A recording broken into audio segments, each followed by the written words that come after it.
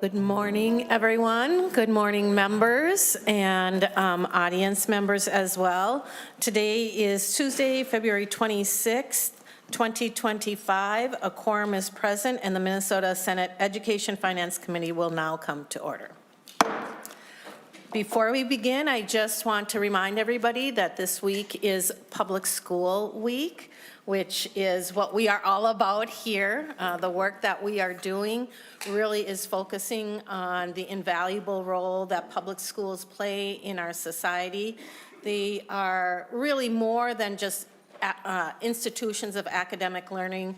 They're the very foundation of our communities. They foster inclusion, diversity, and opportunity for all, no matter where they live, no matter what the issue is. Our schools are there to support them.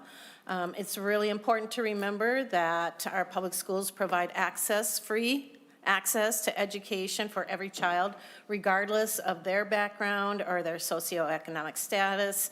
And I think it's a good civic message to remind everyone that the democratization of education ensures that every student has a chance to succeed and contribute to a more equitable society. So as we go forward and we create a budget, we would like to make sure that it is a budget that fosters a diverse environment where our public schools can teach the children the importance of understanding and respecting differences, which is so essential in this day and age as we are becoming more and more interconnected, hopefully. So as we go forward, let's make sure that we are really keeping our work focused on the student and preparing for a future workforce that equips those students with those essential skills.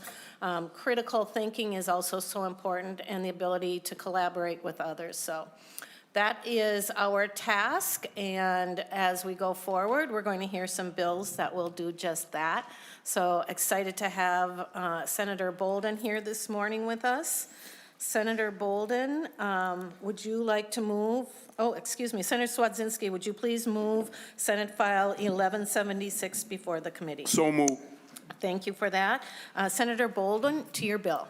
Thank you, Madam Chair. It's an excellent lead-in, an opportunity for me to talk about a great program in public schools. So thank you very much to you and the committee. I am grateful to be before you to talk about Senate File 1176, which is continued and expanded funding for the Pathways in Technology Early College High Schools, commonly known as PTEC. First, I want to thank you, Senator Kunish, and this committee for continuing to carry base funding for PTEC in the Education Finance Omnibus last biennium. PTEC is a fantastic public-private partnership that creates new opportunities for student success and career pathways into critically needed fields like healthcare and IT. When I presented PTEC to this committee previously, I heard questions from members about opportunities for this funding to serve to benefit Minnesota students outside of Rochester. And those questions from you all motivated me to bring this bill forward today. It is true that Rochester Public Schools has the only existing PTEC program in Minnesota.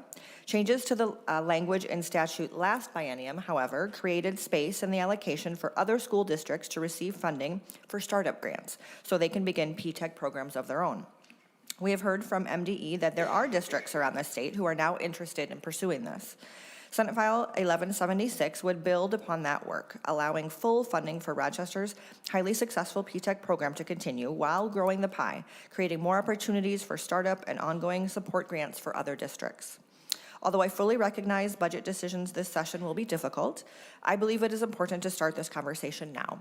In our efforts to deliver high-quality public education, while utilizing resources efficiently, we should aim to make investments in the programs that we know work to best promote student success, and PTEC is one of those programs. I ask you to consider not only continuing PTEC's funding, but expand the pie so that more students and more communities can take advantage of this great and proven to be successful program. And with that, I do have a testifier, RPS Superintendent Dr. Kent Packel, who will share a little bit more about the successes of Rochester's PTEC program, and then happy to take questions, Madam Chair. Thank you, Senator Boldon. And Superintendent Packel, if you would like to, you have unmuted, if you would like to introduce yourself for the record and then speak to what you have to say. Thank you, Madam Chair and committee members. Senator Boldon, I'm Kent Piquel. I'm superintendent in Rochester Public Schools. I'll just be very brief. I think the key thing for the committee to understand about P-TECH is that it is a career pathway in a field that is in demand in the local economy wherever it is located. And here in Rochester, that has meant nursing and information technology. We have a practical nursing pathway that's a partnership with Rochester Community and Technical College, and that leads to a diploma in practical nursing that allows graduates to work in nursing homes, residential care facilities, hospitals, physicians' offices, schools. And then the other pathway is in information technology, and that leads to an associate's degree in applied science that would allow someone to work on operating systems, infrastructure, programming. Our two primary partners in Rochester are Mayo Clinic on the nursing side and IBM Rochester on the IT side. But again, the model could be adapted and would be adapted to wherever the in-demand jobs are, wherever P-TECH is located. And the key thing to understand is that this truly is a pathway through high school and into post-secondary education. We know all across Minnesota, students are taking more and more post-secondary enrollment options classes for college credit while they're in high school. Many of them, though, I would suggest, certainly here in Rochester, are what might be described as random acts of college going, as opposed to a pathway that leads to a credential or a degree. Here in Rochester, we have sought to be attentive to opening the pathways to economic opportunity through our P-TECH program, and so we've aggressively recruited students who are low income or students who would be the first in their families to go to college. We have got our first class of P-TECH students who are now high school seniors, and so the good news is they've persisted through to this point. Our goal in future years is going to be to earn both of those post-secondary degrees, a credential and degree, at the same time as the high school diploma.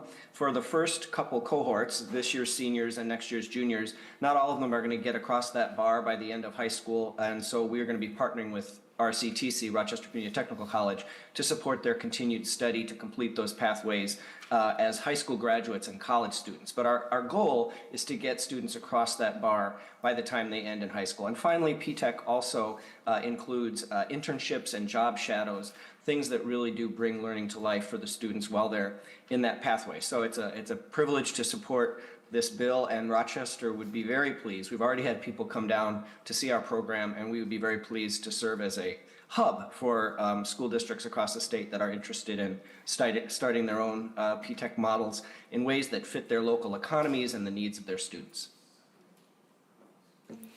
Thank you, Dr. Piquel, for that and for your generous willingness to share the experiences and the opportunities for other districts and other educational processes that are really interested in that. We're going to open it up for questions, and Senator Rarick, you have a question or comment? Yeah, thank you, Madam Chair. First, wondering how many students are in each cohort? Dr. Piquel? We started a little bit smaller, and so the cohort that's going to graduate has about 35 kids. Now the later ones are about 50, so it's going to be about 160 students in our P-TECH. Interestingly, we've had other employers in Rochester say, well, what about a pathway in hospitality, or what about a pathway? We're trying to stay focused on really designing high-quality learning experiences in the two pathways we've got, but I actually take that as a good sign that you have other employers who are interested in similar programs in other fields, and we've said, let's walk before we run.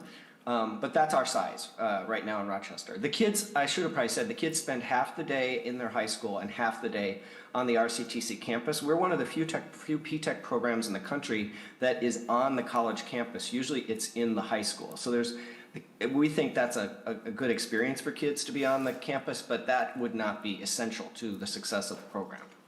Senator Rarick? And a follow-up, how many are in each of the two programs out of that 35 and then 50? Dr. Piquel? It's about evenly split between the two. I could look for the specific numbers, but the cohorts have been pretty evenly divided. Interestingly, perhaps not surprisingly, the gender mix is pretty predictable. The nursing is much more female and the IT is more male, but we're working hard to make sure we have gender diversity in both of those pathways as well. Excellent. One last question, Madam Chair. One last question. What has been, from the very beginning, have you retained the vast majority of the students, or what can you tell? Moving through, what has kind of been your retainage rate? Dr. We Piquel? have been Yeah, excuse me. Thank you, Madam Chair. Without knowing the percentage off the top of my head, I would say it is absolutely the significant majority of the students, for sure in the 3/4 range, have continued. Now, they are realizing that they may not want to actually go into practical nursing or IT, and so there creates a kind of a tension and a dialogue with some of the kids because, of course, like anybody, what you think you want to do as an 8th grader enrolling in a 9th grade program might change. The messaging we're giving to kids is, well, finish the credential. It will not hurt you to have this in your toolkit going forward, but we have had the vast majority stay in the program. I will say that the biggest challenge we've had has been the entering skill level of some of our students, in particular in mathematics. Because in order to take those credit-bearing PSEO classes by 10th or 11th grade, you've got to have math skills that are at the level that RCTC requires for those post-secondary courses. So one of our lessons learned has been we have had to up the profile academically somewhat of the entering students to be sure that they're going to be able to get into those credit-bearing classes. So the persistence has been enhanced by the fact that we've continued to recruit low-income kids who would be first generation in their families to go to college, but we have, over the course of the 4 years, increased the expectations for readiness for our 9th graders. And of course, we have an ambitious agenda in Rochester to raise the academic achievement of all of our kids, but that's a long-term effort. Thank you. Any questions, Senator Farnsworth? Thank you, Madam Chair. I think my first question actually might be for staff. Line 1.15 talks about the department retaining money, and it cites other statutes. How much can the department of this grant, how much can the department retain? Ms. Hofer? Thank you, Madam Chair and Senator Farnsworth, for the question. Under Section 124D.093 in Subdivision 5, it allows the Department of Education to retain up to 5% of the appropriation in each year. So for fiscal year 2026, that would be approximately $38,000. Under the bill in fiscal year 2027, it would be approximately $78,000, and in fiscal year 2028 and later, it would be approximately $125,000. Senator Farnsworth?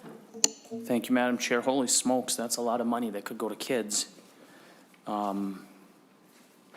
think this is a good program, but I don't want to pay the Department of Education over $100,000 for 2 years. I mean, this is not a new program. I mean, this is something that they've done, so it shouldn't require, I wouldn't think, as much time and effort for them to administrate it. So I think we should look at that up to 5% and maybe drop that down so that we get more money to our schools. And then Senator Boldon, I just want to make sure I'm clear. So students participate in this program and they take classes at the college and they take classes at the high school. How is this different from PSEO? It must be different, but I'm struggling to see the difference between this and PSEO and why we need separate funding. Senator Boldon? Thank you, Madam Chair. Thank you, Senator Farnsworth, for the question. I wonder if Dr. Pakel would want to speak to that as well. Dr. Pakel? Thank you, Madam Chair and Senator, for the question. It's a great question. I think the key difference is twofold.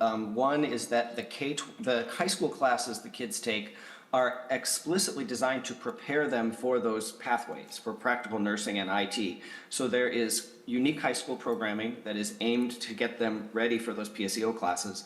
And then the PSEO classes are also carefully designed to lead them through that pathway. And while other pathway programs do exist in Minnesota, certainly, most PSEO students are not taking a sequence of classes that begins with high school credit and leads through post-secondary completion. So I think that's the key difference.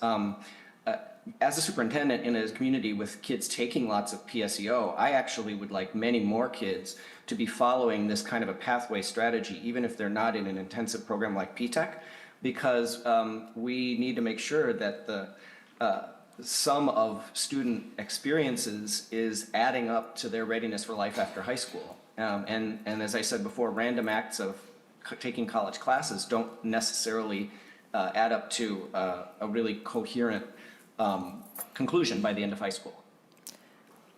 Madam Chair. I have a question for Dr. Pakel along these lines. We hear different things about PSEO, and one of them is that it kind of is a brain drain for districts. It takes kids off of campus that might have a positive influence or might add to the environment or the community of the school. What % of your students do attend PSEO on an annual average? Thank you, Madam Chair. I'm embarrassed that I don't know that Okay. off the top of my head. Sorry. But no, we have a very significant set of students who do it. I can tell you that we are talking about thousands of course hours, and a significant percentage of our kids do that. I'd be glad to get that for the committee. I do think for PSEO in Minnesota, it has exploded in many districts, and kids tell us in Rochester they are primarily doing it for the college credit to reduce the cost of college. And I'm going to be a little bit forward-leaning here and share something that I haven't shared publicly, and we have a great partnership with our local community and technical college at RCTC. The fastest growing category in Rochester, and I would guess this is true many other places, of PSEO, is fully asynchronous online courses, meaning the student is never interacting directly online or in person with a college faculty member. They are clicking through screens and doing a fully online class. And this is the largest category that our high school students are taking, and it's the fastest growing. I think we need to have a conversation about that. Is that the kind of college experience that we are thinking kids are getting when they're taking PSEO? And it's a subject I've only very recently begun to raise with my colleague, Dr. Jeff Boyd, who's the president of RCTC down here. But my high school principals are telling me the kids aren't even leaving the high school. They're sitting in the media center clicking through a PSEO class that, again, is fully asynchronous and online. So I think it's an important discussion for us to have as a state. It's not a question of is PSEO a good thing? It is, but that we really need to make sure the course is challenging and that the course, as I've said a number of times, is helping kids get on that pathway to where they want to be in life after high school. Yeah. Oh, thank you for that. That's very helpful. Let's see, Senator Lucero, you had a question. Thank you, Madam Chair. Maybe two. And the question would be to Senator Boldon. Thank you for this conversation and this bill. And I'm looking at the numbers on line 1.11 and 1.12, 791,000 and 1.628 million in each year. Those just seem to be very specific numbers, so I'm wondering if you can give some background on that. Senator Boldon? Thank you, Madam Chair. Thank you, Senator Lucero, for the question. Yes. So the 791 on line 1.11, and these numbers are based on what the current funding is and what we have heard from MDE about what the number of districts who are potentially interested, at knowing that the intention is for that to grow, to have more districts be able to opt into this. So on line 1.11, 500,000 of that is current for Rochester Public Schools, and the remainder, 291, would be the startup grants for other districts, and that would allow, I think, about 4 districts to opt in at that time.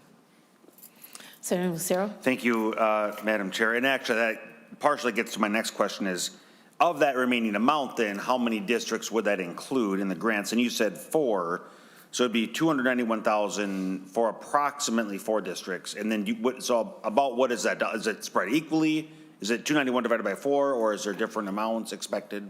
Can you give a little more detail for each of the dollar amounts and what each grant award dollar amount would expect it to be? Senator Boldon? Thank you, Madam Chair. Thank you, Senator Lucero, for the question. And certainly would welcome if there's somebody from MDE who wants to say more about this than I'm about to. That would be welcome. But I think it would partially depend on what the schools need and are asking for. I would imagine roughly it would be equal, but maybe not to the dollar amount. It would be, sort of a conversation about, some programs may start larger than others. Some communities may start with one pathway instead of two. There may be some variation there, but broadly speaking, I would imagine it would be roughly equal. Ms. Hofner, do you have an idea about how to answer this? Thank you, Madam Chair and Senator Lucero, for the question. So in Section 124D-093, there are some limits to the amount of the grant that recipients can receive for the 3 different categories of grants. So for the startup grants, the maximum amount is $50,000 per grantee. Of the $791,000, $500,000 would be to Rochester. You could support approximately 4 or 5 new PTech programs with that startup funding. And then there's a third category of grant, which would be a mentoring grant for an existing PTech program to provide support to new PTech programs. So that could fit in there as well. It would also support the administrative funding that's required under the language. And then in the future, you could support, up to 3 PTech schools in fiscal year 2027 with the full $500,000 support grant. And then in fiscal years 28 and later, you could support all 5 PTech programs at the full $500,000 amount under statute. Thank you. Any more questions? No, thank you. Anyone else? Okay, Senator Farnsworth. Thank you, Madam Chair. And I just want to make some comments about this, because I think this is the direction that we really need to go in Minnesota for education. And it makes sense in Rochester. I mean, you're the medical hub of the world, and preparing kids in high school, they can walk out of high school with a certificate and get a job. They don't have to get student loans. But different areas have different needs. And so my areas, we have lots of minors. And so if somebody could walk out of a high school on the Iron Range with a welding degree or with a mechanic degree, then they could get a job. And so I think this is one thing that I struggle with, is that it's kind of a carve out for Rochester, but I understand, we need to make sure that there's medical professionals there. But I think this is something that we really should look at statewide to help with the student loan crisis and to prepare workers for jobs that actually exist. So thank you for bringing this. I have a little bit of heartburn over how much the agency is going to get, and a little bit of heartburn over giving so much to Rochester versus, all of the other states.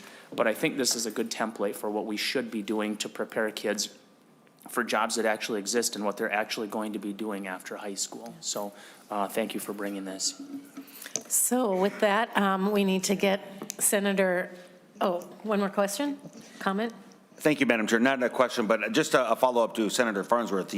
His final remarks there reminded me of a conversation yesterday on expanding on what Senator Farnsworth just said, of looking for additional trades and looking for, again, understanding that it's geared towards Rochester right now because of the medical and health demand that we foresee.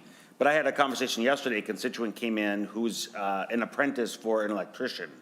And Senator Farnsworth comment, he's got miners up in his area, which is going to be welders are high in demand. But there are multiple trades, and there are multiple studies and a lot of data out there that forecast 10, 20 years, the professions and the trades that are going to be in demand. So I just want to reinforce the idea that this is a good stepping stone or a good start. And as this committee continues these conversations in the future, perhaps this is a model we could look at for these other trades that are going to be in demand in the coming years. So thank you, Madam Chair. Thank you, Senator Farnsworth. Thank you. And we do have to get Senator Boldon back to HHS. Do you have any final comments? Thank you, Madam Chair, and I'll be brief. And I want to thank the committee for their time and the good discussion. And just to be clear, that really sort of the tail end of this discussion is the point of this bill. Currently, the one program in the state is in Rochester, but the point of this bill is to expand it across the state. And to the earlier question about, the differences between PTech and PSEO, one of those is, the intended pathways of really what is needed in the community, as was talked about before, and that does look different in different places across the state. And so allowing other communities, other school districts to build those public-private partnerships for industries that are needed and relevant in their communities, that's the intention of this bill, is to expand that across the state. So thank you. Well, thank you for bringing it back to us, and for Dr. Pakel for your expertise in creating this model, and really appreciate you taking the time this morning.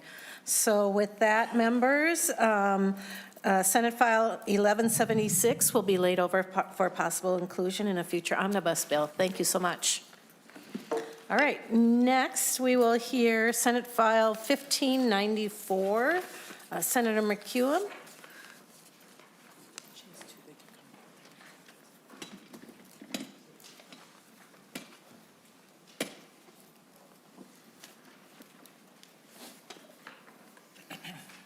Senator Omova-Baden, would you like to move Senate File 1594 to the committee? Thank you, Madam Chair. So moved. Thank you. We're going to, just to let you know, I plan on laying Senate File 1594 over for possible inclusion in the omnibus bill. And so thank you, Senator McEwen, and would you like to talk about your bill? Yes, very much. Thank you very much, Madam Chair, colleagues, and members of the committee. I'm very proud today to be here presenting Senate File 1594 and to represent the students, teachers, support staff, and families of Independent School District 709, Duluth Public Schools. Senate File 1594 should look very familiar to all of you, as it has been in front of this committee before. This bill seeks to rectify a long-standing funding shortfall for special education services in Duluth that was created in error by the state of Minnesota back in 2016, causing Duluth schools to drain their reserves to provide special education services in the district. Here to tell us more is John Magus, Superintendent of Duluth Public Schools, and School Board Member Jill Lofald.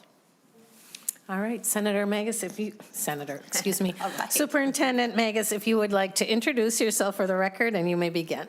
Well, thank you, Chair Kunish and members of the committee. My name is John Magus, and I'm Superintendent of Duluth Public Schools. And thank you, Senator McEwen, for introducing this and authoring this bill. And before I begin on this bill, we also have a bill 1618, which is on the Duluth Promise, which is career pathways and PSEO. So I very much support the work of Rochester, and we'd be very honored to have a hearing on that bill as well, if that might be possible. But we're here today to offer our strong support for Senate File 1594.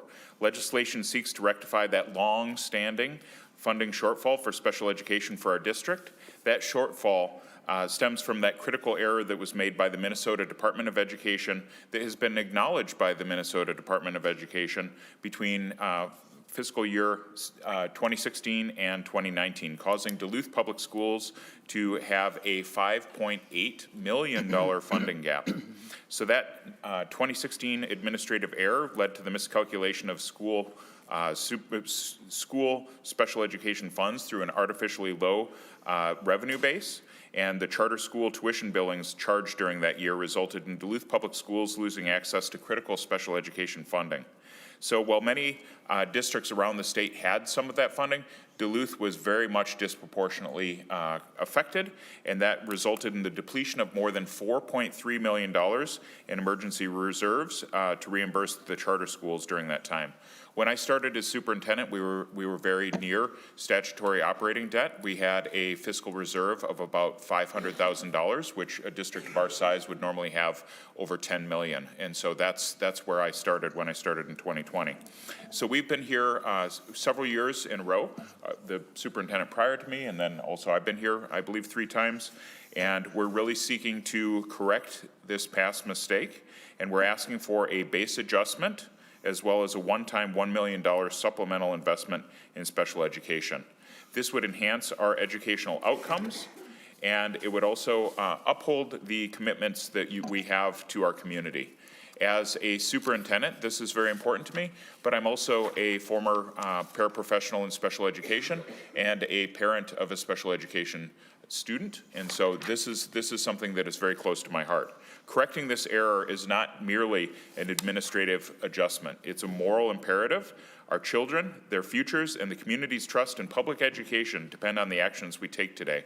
And I respectfully urge you to support Senate File 1594, thereby ensuring Duluth Public Schools receive the necessary funding to provide high-quality special education services. By doing so, we can help guarantee that no child in our community is deprived of the opportunities that they deserve because of these past fiscal mistakes.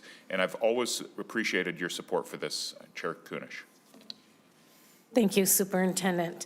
Ms. Lafald, if you would like to introduce yourself for the record, and let's hear what you have to say. Well, good morning. Good morning, Chair Kunish and distinguished members of the Finance Education Committee. Thank you for the work you do. I am an elected official, so it is not lost on me, the work, the dedication, the service that you give. And just last night, I sat at a board much like this one, but the talk back were from community members significantly impacted by the budget cuts that are happening in our district. So this is a timely ask to come back. So my name is Jill Lofald, and I am a retired Duluth teacher that then had the benefit and the passion of running for the school board. So I'm in my 8th term as a school board, but I am a retired English teacher from Duluth-Denfeld. So it's an honor to be here to speak to you this morning on House File 1594. And I also want to thank Senator McEwen for sponsoring this bill.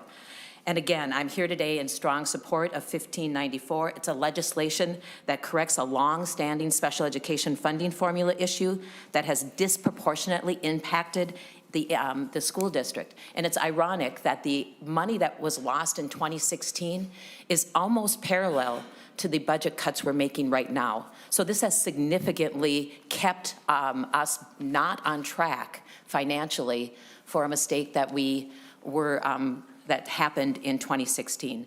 And both as a Duluth School Board member and a retired teacher and a wife of a paraprofessional in our special education classes in the highest level 3 that we have in our district, I speak from the heart with the impact that the loss of this funding has made to our students that are in our special education, their families, their caregivers, their teachers and staff. So again, for years, Duluth Public Schools have been forced to navigate with this loss. So we have had to significantly delay hiring. We've had to, make shortcuts to how we service our students, and it has drained our financial reserves. So Senate House File 1594 represents a long overdue correction to ensure that the district receives a reimbursement from the state and the appropriate state funding necessary for that high quality, for that legally mandated services that the students deserve. So I'm here today looking at you and hoping that you are,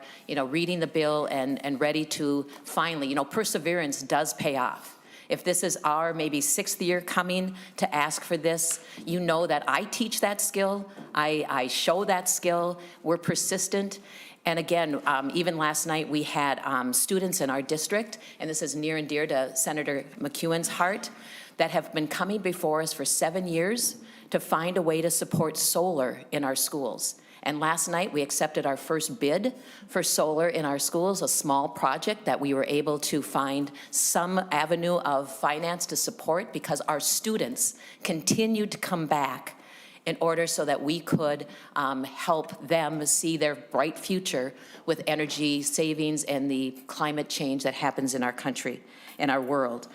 But going back to House File 1594, I ask you, and I want fair and adequate funding for special education because it's a matter of fiscal responsibility, but also it is educationally equity that we are pursuing here today.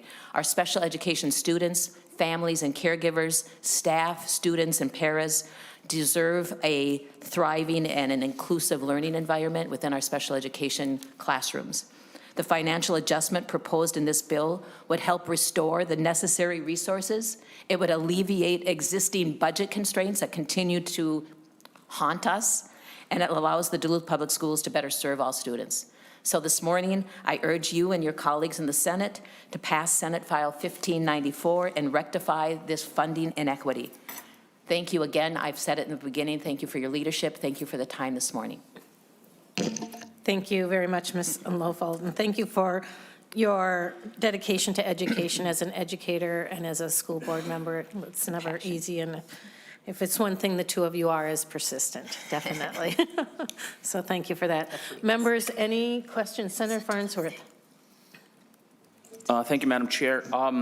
So through the testimony, I've heard anomaly, I've heard mistake, I've heard error, but I don't specifically understand what is the error. Was it something in legislation? Is it something at the agency level? Can you just explain Sure. what this error is? Sure. Superintendent. So when the formulas were set, there was a billing anomaly from our charter schools. Basically, we were double billed for the special education services that year. And so all of our funding after that was based on that double billing. And this was prior to me being superintendent, but this is the research that we've done and what was actually acknowledged by the Department of Education. So because of that anomaly, all of the years afterwards for 3 years were based on that ratio that was incorrect. And so we ended up losing out on that $5.8 million in funding. And so that's where the difference came. Follow up? Thank you, Madam Chair. Thank you for that answer. So, I mean, this doesn't seem like this seems like something that the Department of Ed should just fix. Like, they screwed up. I don't understand why we need maybe Mr. Uni, I see out in the audience, can come and answer. Why doesn't the department just fix their screw up? Maybe I'm missing something.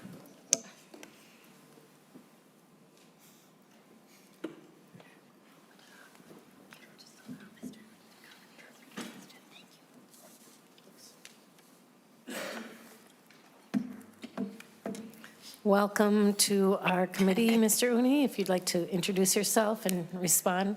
Madam Chair, committee members, my name is Adil Shuni. I'm the Director of Government Relations for the Minnesota Department of Education. I would need to go back to staff to understand what authorities we have. My guess is that it is an authority issue where if there is errors that are revealed several years down the line or a couple years down the line, does the Department of Education have the authority to be able to pull funding? Where would we pull it from to be able to apply to there? Or if this is indeed a case, I know the district and their representative members have brought legislation in the past for several years to alleviate this. So my guess, I haven't been able to connect with staff on what the technical barrier is to your suggestion, but my guess is that we lack the authority to be able to apply any funding to be able to make up this shortfall. Thank you, Mr. Uni. Any follow-up question? No, I don't know how to respond to that. Like, in my life, if I make a mistake, I've got to make it right. No, I guess I don't know what to say to that. I'm speechless. Thank you. Senator Rarick. Thank you, Madam Chair. So I guess following up on this, I've got in our packet, we have the sheet that you gave to us, and we have in here the comparison of Duluth and Edison Charter, and I'm guessing that's where the mistake was made. Yes. And so in these numbers that you're saying, are you saying that then over the next 3 years, Edison Charter actually then continue to get more? And then has this, because it's a 3-year look, has it been rectified? So the problem doesn't exist now, but this is just looking back over that 3-year period. Superintendent. Yes, thank you. Appreciate the question. And so the error has been rectified as far as the ratio. So just prior to my arrival as superintendent, the funding ratio was changed, but there was still the gap in funding that we missed out on. We missed out on $5.8 million in funding, and really we're asking for a $3 million correction. And so that is, it is not the full amount, but we are asking for, we've come forward before.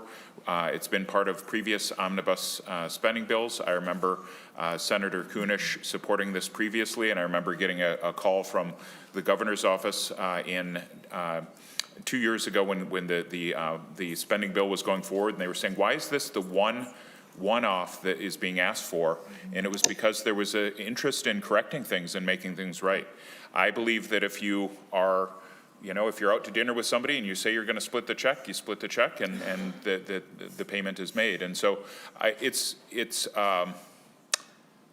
I think this will be the last time that we ask for it, because after a while it becomes bordering on embarrassing to continue to ask for the same rectification or rectifying of the same error. But we're very much appreciative of the ability to present our case here. But I think it is important that we make this change, because when we think about $3 million in funding, that is 30 teachers for a year, or 60 paraprofessionals for a year. So when you think about that, as far as the impact on aid and support for our students right now, when we are reducing by a very similar amount, this would very much help our students and staff and families. Senator Rick? Yeah, just quick. So part of the question, do you know, did Edison Charter receive what you would consider extra funding over that 3-year period then? They did not. Superintendent. Sorry, I didn't. They did not, and so basically, they had billed for their amount, and because of the billing cycle, everything was based on that 1 year in which the billing cycle came. So it's kind of like if we got 2 months of electric bill at the same time, and everything was based on that month that we got that one double billing, that's where we ended up with the funding anomaly. And so because of that carried over for about 3 years. And Kathy Erickson, who's now with the Department of Education, was our CFO at the time and helped craft this as well. And I think that examination of how does this play into fixing it is really important. And again, we're not asking for the full amount. We're just asking for what is something that we can do as a partial repayment of the money that we lost due to that state error that's been acknowledged by the state.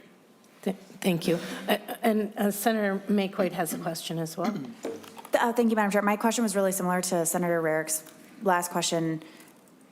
So if Edison Charter didn't get more money, where did the extra money end up going? Superintendent. So again, to use that analogy of the electric bill, there was the money was paid for the services offered. And then the funding for special education was based on the amount that we were paying out to the charter schools. So because of that funding anomaly where there was basically a double payment of special education during that year, or it had added up. So basically it was a payment for 2 years of time. And that's my understanding. And so basically because of that, we had compensated the Edison charter schools for the 2 years of payment roughly, and that had been rectified by the state, and that ratio had been rectified.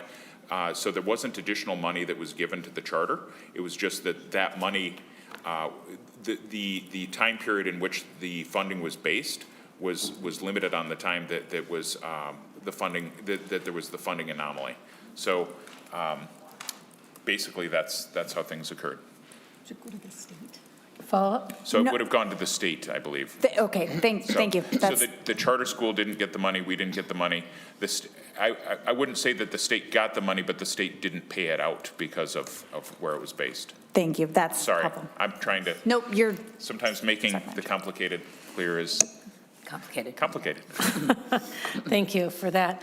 I do have a question on your sheet here. It states under the proposed legislation includes a one-time payment of $1 million. But in the bill, you have it spread out over a couple of years. So is this a one-time or is this ongoing? So this is, it would be one time for the $1 million and then $500,000 per year for the next 2 years. So there would be with the bill, there would be $500,000 for this year and next year for the biennium to focus on the base, and then $2 million to the appropriation for rectifying the funding imbalance. So basically, it's refunding us for about half of what was not funded originally. Okay. Any questions? All right. Well, thank you so much. It's nice to see you, but under Yes. the circumstances of kind of recycling this bill, we will consider this again for possible inclusion in our bill. And so with that, Senate File 1594 is laid over for possible inclusion. Thank you so much. Thank you very much. Thank you so And much. thank you for coming from Duluth. Yes. Right, next we have Senator Mann's bill, Senate File 5, excuse me. It's a Senator Mann bill. Okay. It is a Senator Mann bill, but Senator Gustafson is going to present as a co-author, Senate File 510. And Senator, if you would like to move Senate File 510 before the committee. Yes, Chair, thank you. Thank you. And let's see, you also have an A2 amendment, is that correct? Yes, Madam Chair. All right. Senator Swedzinski, would you like to move that A2 amendment? So moved. Thank you. Senator Gustafson to the amendment. Thank you, Madam Chair. I'm wondering if maybe council could walk us through the amendment. I don't have a copy of that right here, but I do have a little bit about the bill.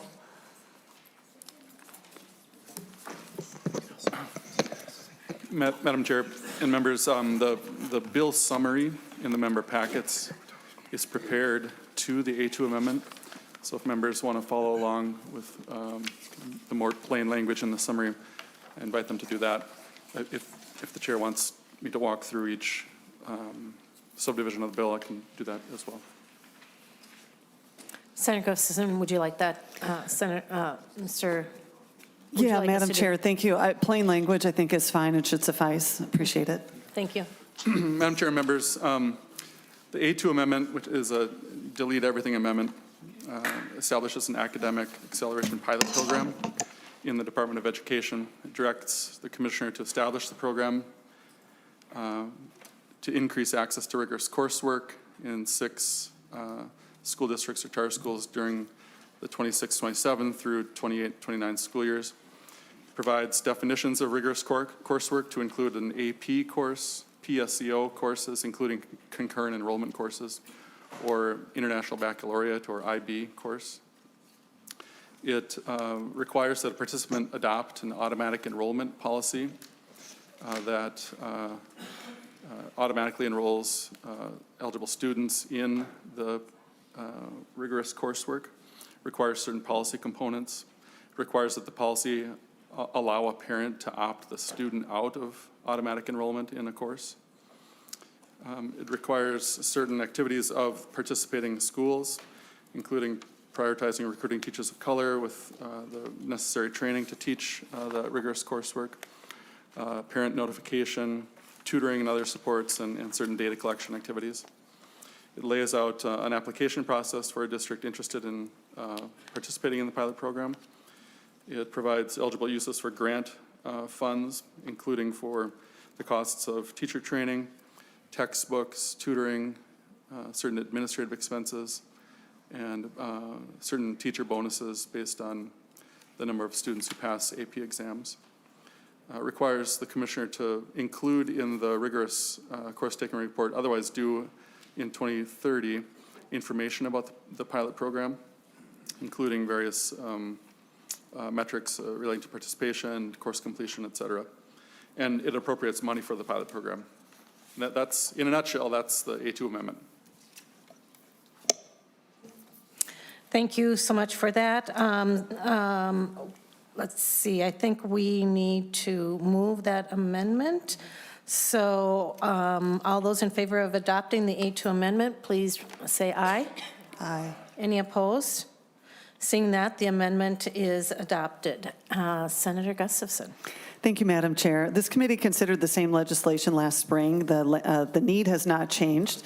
In Minnesota, students of color, low-income students, and students with disabilities and English learners have inequitable access to advanced coursework opportunities. Schools across the state offer many types of academically rigorous programming, from AP to IB to college in the schools and PSEO, and all students deserve access to these courses.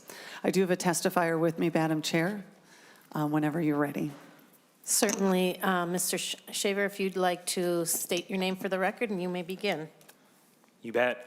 Chair Kunish, members of the committee, good morning. My name is Matt Shaver, and I'm the Senior Policy Director at Allies. We're education advocates focused on student-centered policies to ensure all kids have access to rigorous and engaging educations here in Minnesota. I'm here to testify in strong support of Senate File 510 as amended. I want to thank Senator Mann for her vision on this one, Senator Gustafson for pinch hitting here, and I can also speak briefly to the DE amendment here. As Senator Gustafson mentioned, this is almost literally the exact same policy proposal as you heard last year. In preparation for this hearing, I rewatched the committee hearing from last year, and I'll just say you all have aged quite gracefully since last March. The amendment that you all just adopted was put together with almost entirely with feedback from MDE. So they offered just a bunch of substantive pieces of feedback because it is a grant program that if this were passed, that they would administer. So things like, title changes, they said we don't need up to 15% of the grant dollars. We could make do with up to 5%. So that right there, I think, ought to garner some bipartisan kudos on that one. So we made some of those adjustments, and then before this hearing, Ms. Hofer helped us out with updating the dates and the years to make sure it was in alignment with this new biennium. So that's just some of the brief background on that. And also, as the only grown-up up here who is going to speak to the bill who isn't a doctor of some kind, I'm going to try and keep my comments really brief so you can hear from folks with PhDs and also the experts who are the students who will be testifying on this bill as well. So, automatic enrollment policies. They have found bipartisan support in states throughout the country, and that's simply because automatic enrollment policies are designed to combat an educational opportunity issue that is addressed fundamentally by merit. With automatic enrollment, if a student earns their spot, they get a spot. As Senator Gustafson mentioned, too few students of color, students with disabilities, students in poverty, and students learning English are given the chance to take rigorous coursework. This happens because placement in rigorous coursework is often determined through recommendation, and students are often subjectively seen as being either AP material or not, and implicitly or explicitly directed toward remedial, standard, or advanced coursework accordingly. And these perceptions can close doors for kids. Automatic enrollment adds an additional pathway for students without getting rid of those recommendations. If a student demonstrates proficiency in a subject area, they are proactively placed in the most rigorous class available. They earn their way to a more challenging course because they have shown they are ready for it.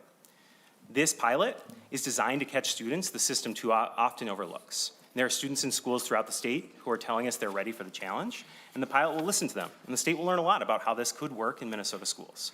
Again, thank you to Senator Mann for your leadership on this bill. Thank you again to Senator Gustafson for stepping up here. And thank you all for your leadership and service to the state of Minnesota. Thank you, Mr. Shaver. Next, we have a representative from the Minnesota Youth Council, and I believe it's Zoa Khan. Yeah. If you would like to just please state your name for the record, and then you may begin. Chairs and members of the committee, for the record, my name is Zoha Khan, and I am a senior at the Math and Science Academy, a PSEO student at the University of Minnesota, Twin Cities, and a representative of the Congressional District 2 on the Minnesota Youth Council. We are a legislatively mandated, recognized body of 36 students from across the state dedicated to ensuring that the voices of Minnesota's 1.3 million young people are heard in policy decisions that shape our future. Before I begin, though, I would like to thank Senator Mann and her coworkers for championing this legislation. We appreciate your work and all you do for Minnesota youth. In Minnesota, we take great pride in our education system. But what happens when talented students never even get the chance to prove their potential? Across our state, there are students sitting in classrooms right now who are more than ready for advanced placements, but are never given the chance to take it. they don't see their names on the APs or honors rosters, not because they lack the ability, but because no one encouraged them to try. A report from the U.S. Department of Education found that high-achieving students from low-income backgrounds are less than half as likely to be enrolled in advanced courses compared to their higher-income peers. You might think, oh, maybe they just aren't prepared to take on this level of rigorous courses, right? But that's simply not the case. It's not about ability, it's about opportunity. When we rely on students and families to opt into rigorous courses, rather than automatically placing qualified students in them, we create an unnecessary, invisible barrier that keeps many students from reaching their full potential. Minnesota has an opportunity to change that. The Academic Acceleration Pilot Program will ensure that students who demonstrate readiness and are placed in advanced coursework, not by chance, but by design. It's a simple, efficient, research-backed step that will empower thousands of students to rise to the challenges they are fully capable of overcoming. As I mentioned, I am a full-time PSCO student, so I will be graduating high school this summer with a associate's degree, and I'll be entering college this fall as a college junior. Imagine all the time and money I'm saving and all the time and money that my fellow low-income or people of color who have the opportunity to do so but are just not, they don't think that they're able to do it because no one pushed them to try. We can give them the push today. This is an investment in the doctors, engineers, and leaders of tomorrow. By supporting this bill, you are ensuring that every student, no matter their zip code, no matter their background or financial situation, has the opportunity to succeed. The students of Minnesota are ready.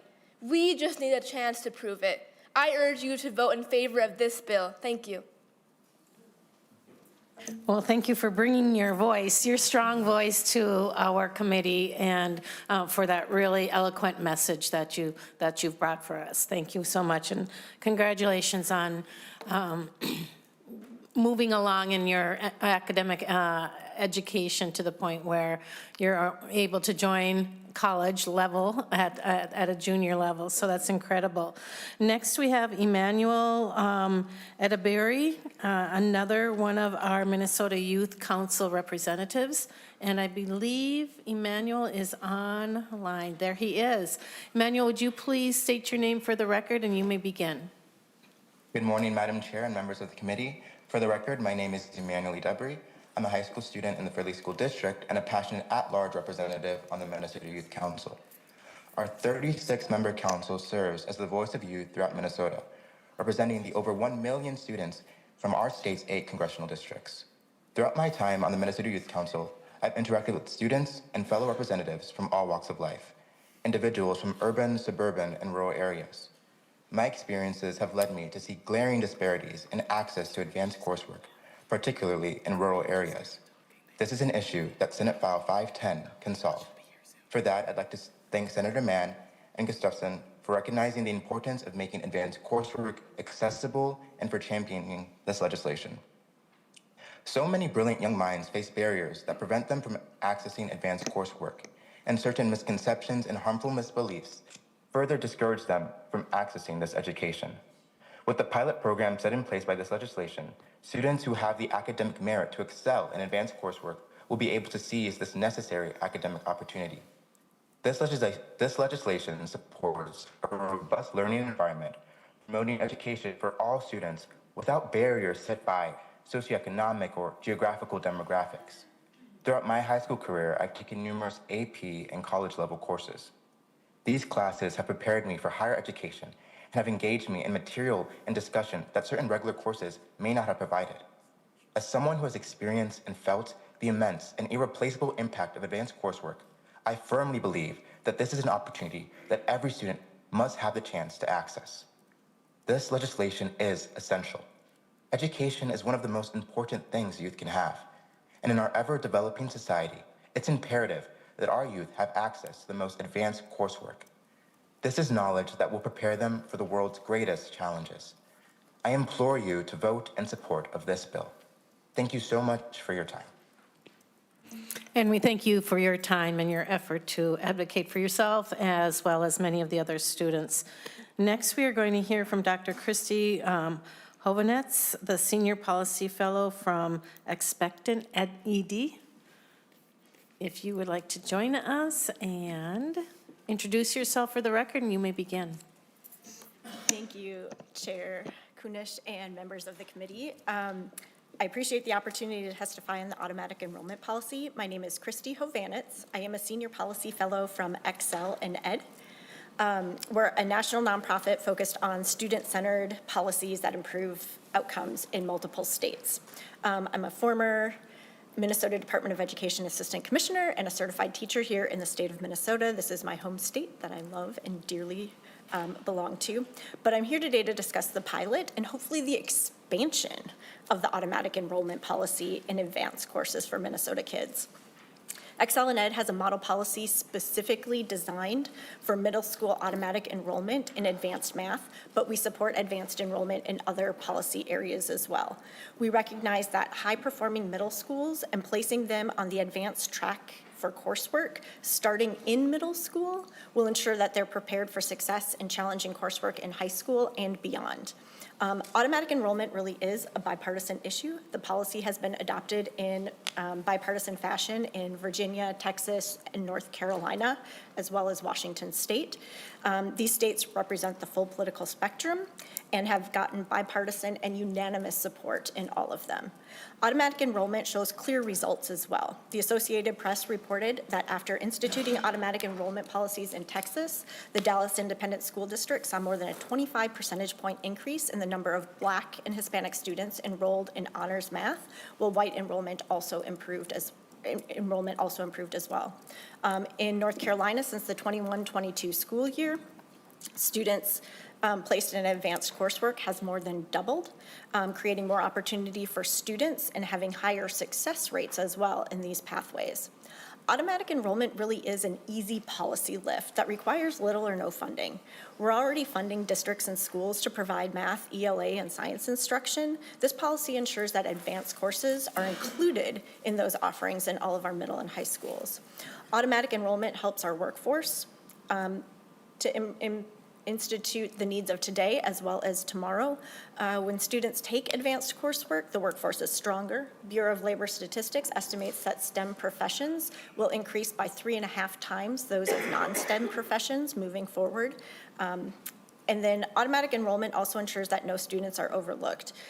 Enrollment in advanced coursework, especially in math, really allows for opportunities, upward mobility, and economic mobility that will shape the future and Minnesota's future. According to the Bureau of Labor Statistics, students for math-related careers earn about $100,000, more than double those of non-STEM related careers. And ultimately, parents are going to maintain the opportunity to opt students out of accelerated or advanced courses. So we should have an opportunity to get those students enrolled based on data. They should drive the assurance that every student has opportunity and access to this coursework. I've also included in your packets a set of data from the National Assessment for Educational Progress, a national assessment with a long-term trend. Minnesota's student performance has not been a success story. Scores continue to decline, and I want that narrative to change. And I think we can start doing that by promoting and advancing coursework that is rigorous with high expectations for all students in our middle and high schools. I truly appreciate your service to the state of Minnesota and for promoting education for our students and for securing our future. Thank you so much. I do have a question, and maybe the next two speakers can maybe address this as well as you know, we're talking about providing accelerated programming for students that really need that, and I understand that.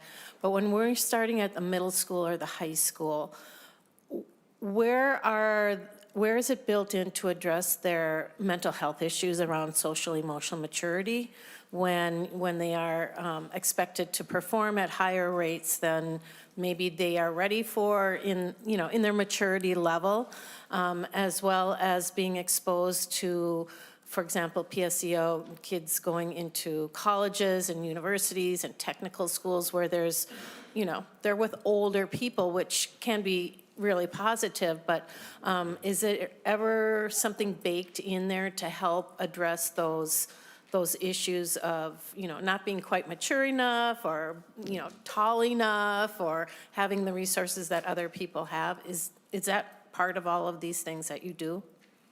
Chair Kunish, that's an excellent question. When we're looking at our model policy, we're really focused on advanced coursework, not necessarily sending kids away to a community college or a PSEO option, but making sure that those courses in middle school are re-engineered to address all of the content either in a quicker pace or being able to complete 2 math content courses in middle school rather than just 1, advancing and accelerating through IB courses or AP courses. So not necessarily sending them away to a PSEO option or a university. The mental health challenges, always a major concern. We know, though, that through numerous studies that success in math and success in reading does help boost students' confidence and does help improve mental health aspects as well. Thank you. Thank you so much. Next, we will hear from Kristen Hengeton. I think I just destroyed your name, but if you would like to introduce yourself for the record, and you may begin. Thank you so much, Madam Chair and members of the committee. My name is Kristen Hengen, and I'm the College and Career Readiness Policy Lead at Ed Trust in Washington, D.C. We're a national nonprofit that works to close opportunity gaps for students in education. And I conduct research and policy analyses on state and federal efforts to increase access to advanced coursework. And our research tells us when qualified students are connected to advanced coursework opportunities, they have higher confidence. They're more engaged in school, they have higher graduation rates, and they're more likely to go to and graduate from college. And advanced coursework helps students be exposed to college-level courses to gain confidence in their college-going abilities, and it helps foster a feeling of belonging in higher education, and students can earn credits and credentials in high school so they can get a head start in college and their career. And decades of research say the benefits of advanced coursework and the positive academic outcomes are particularly powerful for students historically underserved in higher education. Yet there are current barriers in the way of all qualified students accessing advanced coursework. Generally, students are placed in advanced courses through educator recommendation or other school staff or sometimes even parent recommendation. Or students and their families need to opt in at some point, but when placement is tied to just subjective recommendations, certain students are overlooked. This has resulted in decades of under-enrollment of capable students in advanced classes in spaces where they could flourish. And this is not because there aren't students capable of success, and this policy is not about putting students in classes they aren't ready for. We also have data that shows there are many more students ready for advanced coursework than many educators may think. Surveys show educators may underestimate the number of students who say they plan to go to college. And at the same time, we also know about only half of students report staff hold high expectations for them in high school. We also have some research that shows students say they would consider signing up for advanced classes if they were encouraged by an adult who believed in them. Adult mindsets and high expectations are really key, and conversely can be gatekeepers. And there are thousands of students scoring at the highest level on their end-of-year exams, yet not connected to advanced opportunities the next year. So this is really about connecting students ready for rigor with a challenge. Automatically opting students into advanced coursework when they show readiness is a relatively simple policy lever that's really effective in enrolling more qualified but underserved students in advanced classes. And as the previous speaker shared, both North Carolina and Washington have had policies for several years and have really impressive data to show for it, including advanced classes that are nearly demographically representative of their schools. And districts in Central Texas, who are the impetus for that state's newest opt-out policy, eliminated disparities in access to advanced math through their own automatic enrollment policies. And when more students were connected to advanced opportunities, they were successful. And in response to the previous question, I want to share that in some districts and states that have really gone all in on this, they've also provided professional development for teachers who may be teaching more students who haven't traditionally accessed advanced classes before, and may provide things like additional student supports, peer mentors, for example, that can help ensure students feel like they belong in these opportunities. Minnesota's pilot policy is based on these widely successful statewide policies in other states, and this pilot can help schools identify students showing readiness for advanced classes who are not being identified through traditional means. And by helping schools offer more advanced opportunities and get more students ready for those classes, Minnesota can reduce barriers to advanced classes and get more Minnesotans ready for college and the workforce. Thank you so much for your time. Thank you, Ms. Hengen. And next, we will hear from Dr. Megan Austin. if you'd like to introduce yourself, and you may begin. Thank you, Chair Kunish and members of the committee. My name is Megan Austin, and I'm a principal researcher at the American Institutes for Research, a nonpartisan, not-for-profit institution based in Arlington, Virginia. I'm also a Minnesotan and a St. Paul resident. I led a study, and it's ongoing, that examines the effects of academic acceleration policy in Washington State. I'm here to share findings from that study to inform decision-making about automatic enrollment in Minnesota. Between 2014 and 2016, about 70 districts in Washington State of about 250 chose to adopt an automatic enrollment policy as part of a statewide grant program. Districts that adopted a policy identified all students whose high school standardized test scores met or exceeded proficiency standards for enrollment into a dual credit advanced course in the relevant subject. For example, AP English instead of regular English, or dual enrollment pre-calculus rather than regular pre-calculus during the usual course selection period. Students identified through universal screening were given the opportunity to opt out. This approach supplemented and did not replace existing processes identifying students for advanced courses, such as teacher recommendations or student self-selection. Our study provides some of the first causal research on the effects of academic acceleration. Our key takeaway from this study is that the policy increased participation in advanced courses, and it did so without harming student performance. Specifically, the policy increased enrollments in advanced math courses, primarily for students with a proficient test score.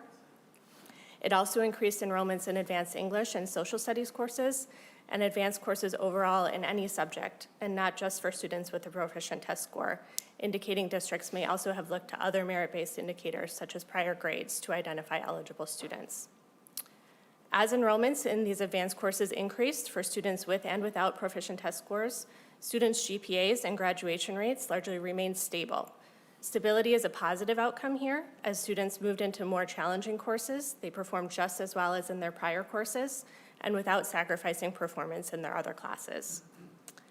After their districts adopted a policy, students who were enrolled in advanced course in 11th grade also were similarly or slightly more likely to continue to a subsequent advanced course, indicating that these students successfully completed their first advanced course and went on to take additional advanced courses in the same or related subjects, putting them on a trajectory in that area.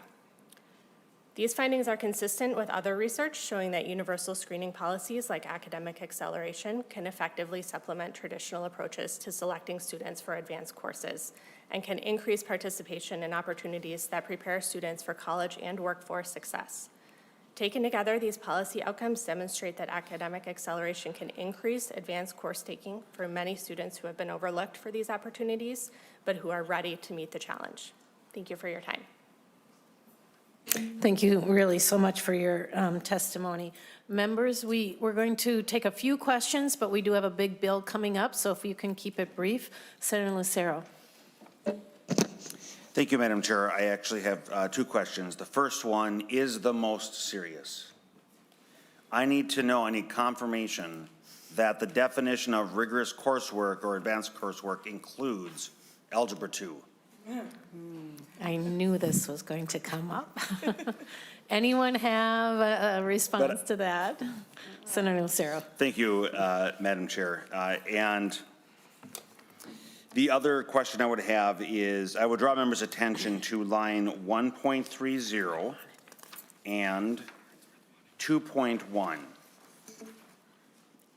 In both of those, they make a reference to prioritize recruiting to teachers of color. When I look at the human rights statute in Minnesota, I see here that, and I'll just read it, a portion of it anyway. It is the public policy of the state to secure for persons in this state freedom from discrimination in education because of one or more of the following: race, color, and it goes on. My question, Madam Chair, and to Senator Gustafson, how do we rectify the language in the bill that is prioritizing teachers of color with the clear prohibition in state statute in education not to discriminate based on color? Senator Gustafson. Thank you, Madam Chair. My quick response, as someone I'm just pinch hitting for Senator Mann, is to say that we are trying to just give equal opportunities to all students, and teachers of color traditionally offer those perspectives that are different. Plus, we just have a lack of teachers in general, especially teachers of color. I will, if you're okay with that, I'm going to let the testifier maybe speak more specifically to the bill. Are we talking about Mr. Shaver? Oh, yes. Okay. If you would, yes, if you'd like to respond. Yep, absolutely. Senator Lucero, Chair Kunish, responding to the question, there are a number of policies throughout the state that serve to try and diversify our teacher workforce. We have 6 to 7% of teachers of color in the state and around 35% students of color. One of the priorities of an automatic enrollment policy is to diversify the pool of students in rigorous coursework. That's not the only priority of it, but when we automatically enroll and we elevate kids who demonstrate that they're ready for it, we'd like to see teachers that are representative of their communities there as well, just like we want everywhere else. And so that's where that prioritization comes from. So yeah. Thank you. Follow up? Thank you, Madam Chair. Well, I didn't hear any answer that would satisfy the clear violation of the plain reading of the prohibition on discrimination. So because of that, Madam Chair, I'd like to offer an oral amendment. All right, Senator, what is your oral amendment? So in both of those references, line 1.30 and 2.1, I would like to strike the words "of color."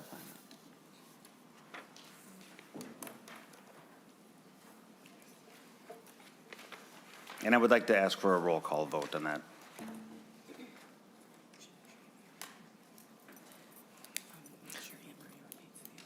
Yes. Ms. Lewis, if you would repeat that amendment for us, please. Madam Chair and members, the amendment would be on page 1, line 30, delete "of color," and page 2, line 1, delete "of color." Thank you. And I believe Senator McEwen would like to respond. Yes, thank you, Madam Chair. To answer your question, Senator Lucero, the reason why we can prioritize recruiting teachers of color without violating the Minnesota Human Rights Act is because the evidence of the discrimination is in the lack of teachers of color in the pool now. So ameliorating the discrimination that exists is not violating the Minnesota Human Rights Act. And so I would encourage folks to vote against this oral amendment because fixing the discrimination is not illegal. The discrimination itself was the problem. Senator Lucero? I'll do the closing remarks when everybody's done. Anyone else? Senator Farnsworth? Thank you, Madam Chair. This is an interesting discussion. I heard the bill's co-authors say that students of color have inequitable access, and now Senator McQuaid said that we don't have enough teachers of color because of racism. So I'm wondering, Senator McQuaid, are our colleges just riddled with racist deans that they're saying we're only taking teachers that are certain races and we don't want teachers that are other races? I mean, where is this? You've made this accusation that racism has caused us not to have teachers of color. So where is this accusation coming from? Senator McQuaid. Oh, thank you, Madam Chair. And Senator Farnsworth, I can't believe it's 2025 and you don't understand how racism works, but I'm happy to explain it to you. Unlike what you might be thinking of in your head, where it's like the KKK or Nazis walking down the street, systemic racism works in the individual decision-making that is based on bias and also from the legal systems that we set up for 400 years in this country. So for example, we didn't let Black people vote until the 60s. My father was in his 20s.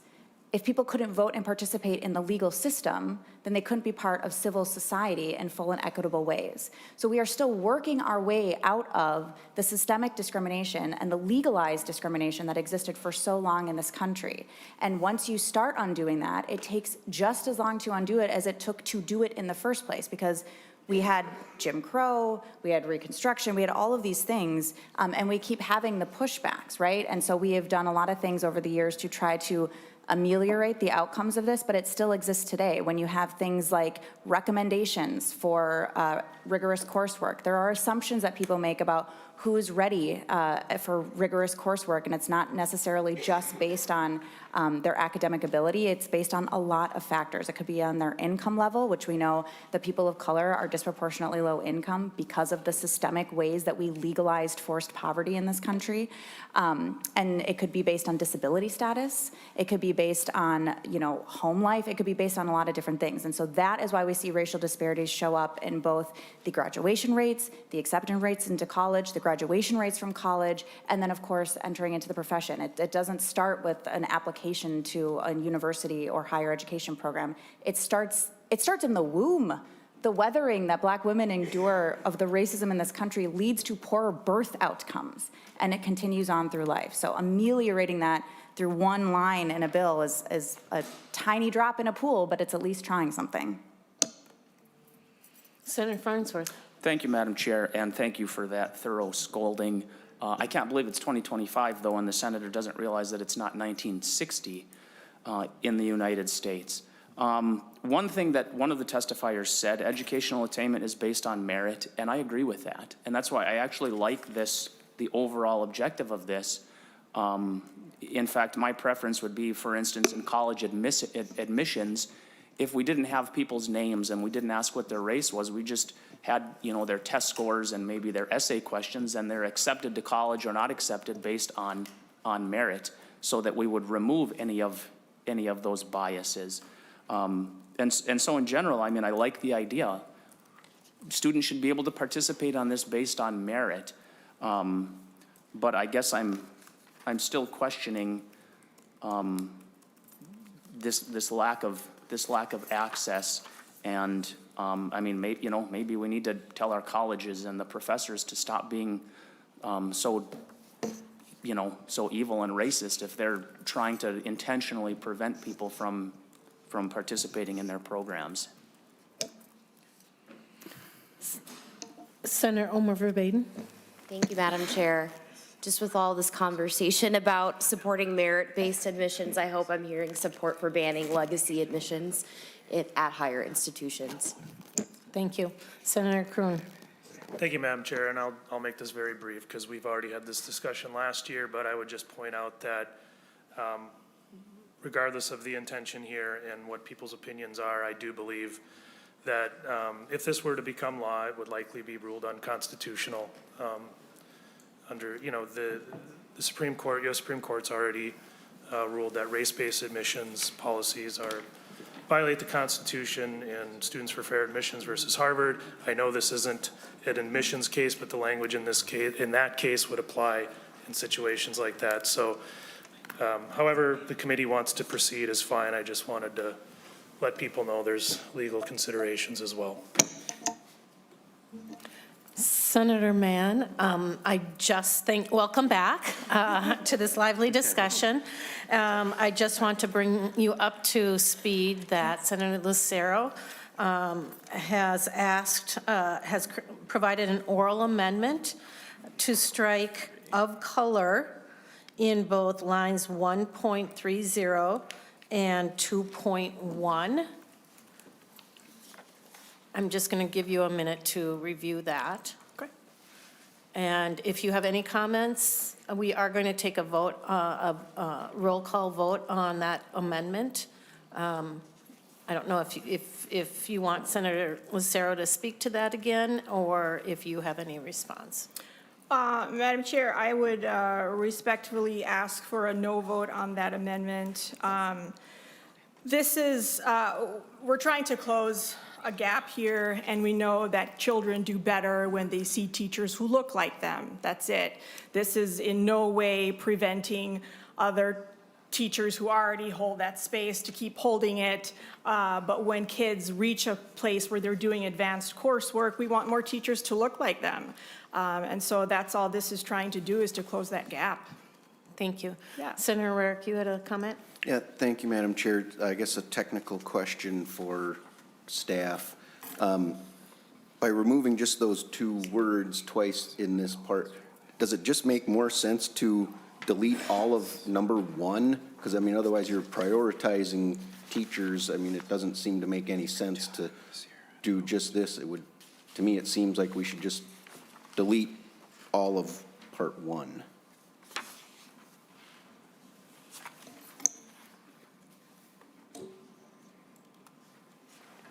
Ms. Lewis?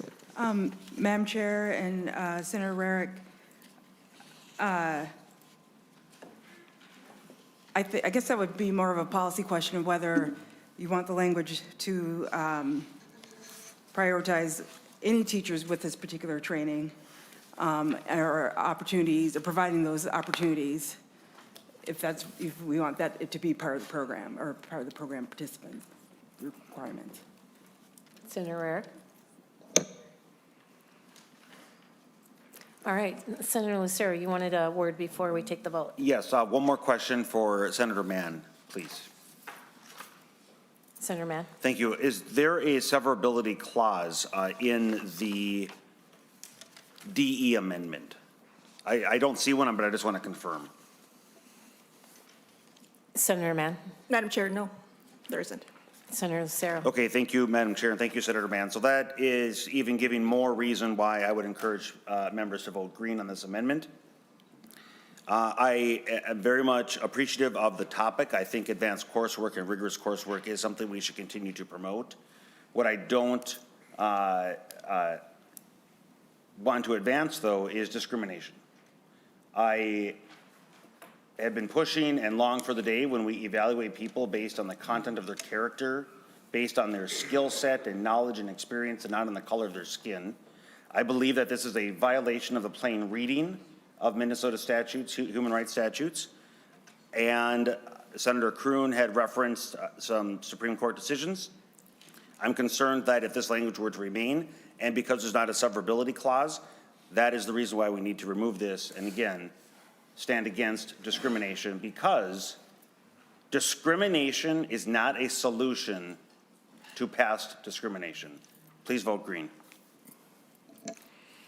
All right, at this time, I'm going to ask Ms. Yeager to do our roll call. Please turn on your microphones. If you are participating virtually, you will need to turn on your camera and state your vote. So, Ms. Yeager? Chair Kunish. No.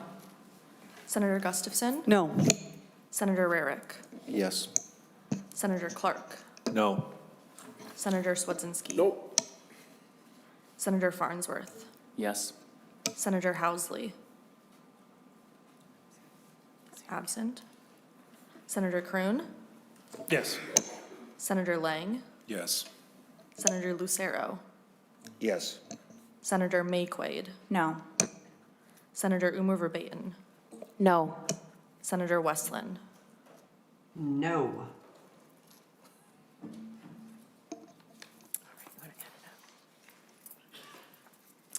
Seeing that there are 5 yeses and 7 noes, the amendment does not pass.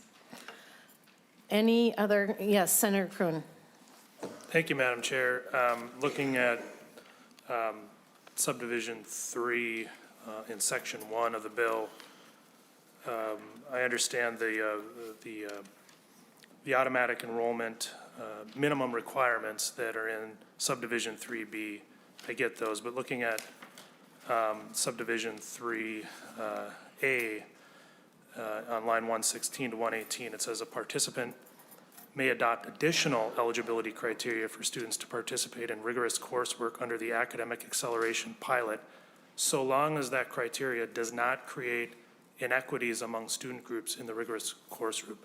What does not create inequities in that sentence get at? What are we talking about there? Senator Mann. Thank you, Madam Chair.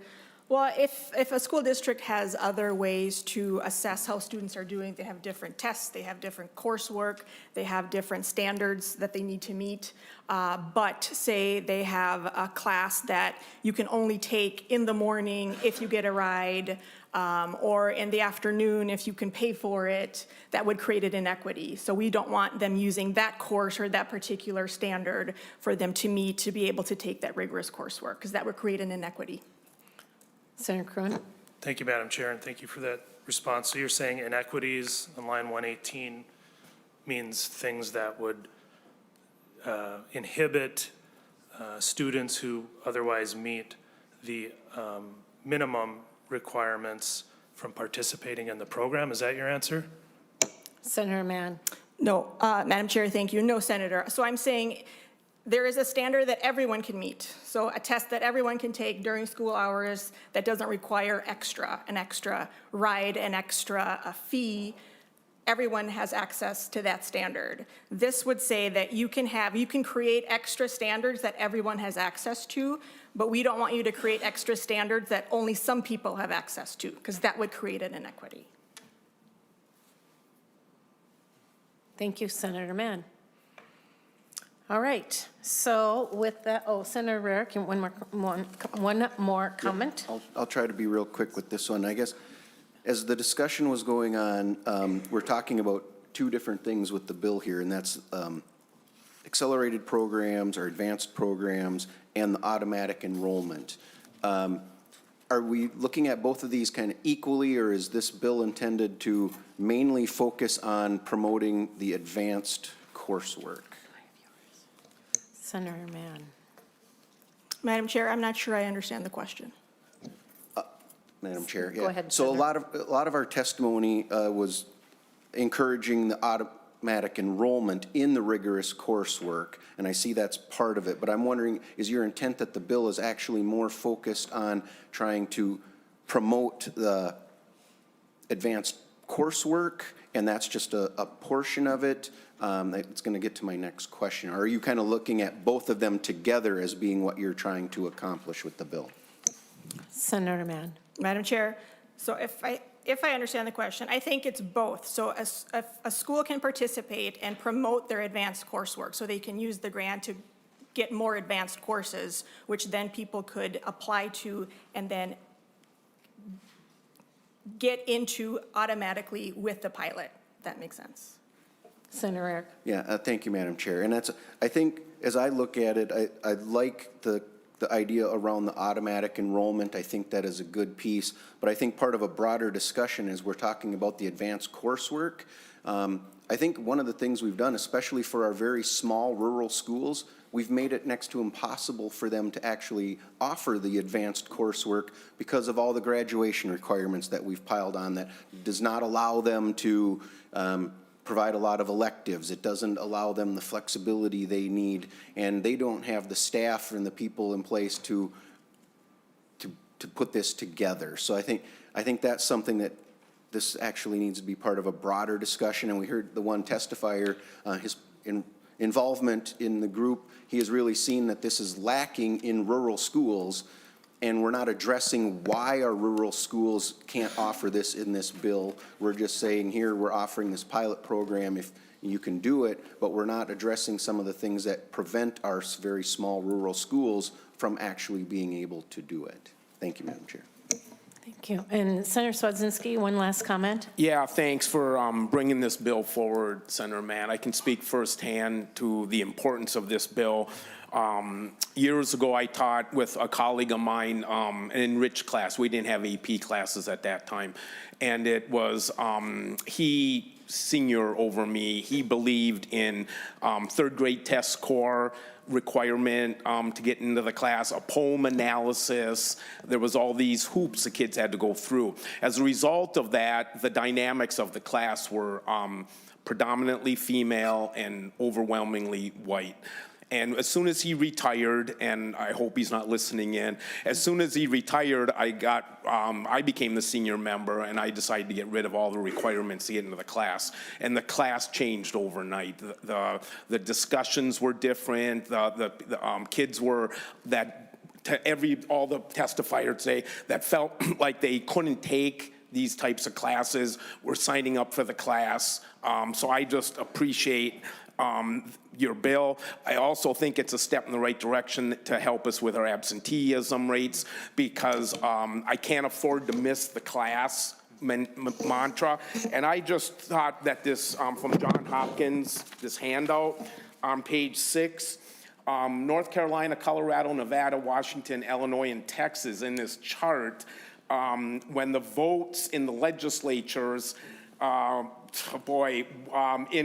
were all unanimous for this type of legislation. There was one dissent in Colorado in the House and the Senate, and 2 dissents in Texas. Otherwise, everybody favored this types of legislation. And so the only issue I have, if we could talk about this at some point, is line 3, 5,